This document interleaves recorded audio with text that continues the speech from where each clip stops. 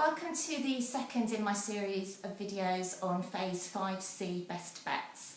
Last time I showed you how to investigate which grapheme for the ow sound would be your best bet when you heard the ow sound at the beginning, middle or end of a word. So today I'm going to show you how to use the trains to help children to select the right grapheme when they're spelling words. So if we were trying to write the word now, we would segment that on our fingers or to the phonemes in now, n, ow. Where is the ow sound in that word? It's at the end. So if I'm writing it, we'd have n, ow. Let's have a look and see which grapheme would be our best bet when we're writing ow at the end of a word. There it is. So which letters do we need? O-W. Let's check that. N, ow, now. Let's try another one.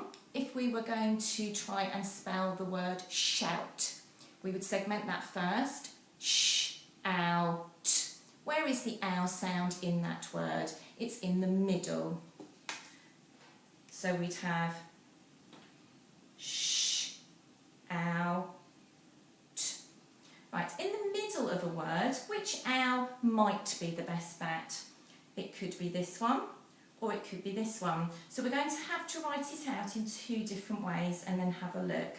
So we'll try OU, and we'll also try OW. Then we're going to look at the two options. One of those is correct.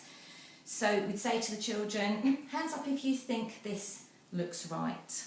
Hands up if you think this looks right. We're then going to go with the majority verdict. So if most children have gone for this one, I would say, right, most of you have gone for this one, and guess what? And they usually cotton on quite quickly and they go, we're right. And I'm like, yes, how fantastic. Mostly, if you go for majority verdicts, the children as a whole class will go for the right one. Very, very occasionally you catch them out and they think that it's the other one that's correct. And then obviously you'd have to say, well done for having a try, but actually on this occasion it is actually the other one that we need. Obviously as the children's reading gets better, they become more confident in knowing which of the two choices is the right one to go for.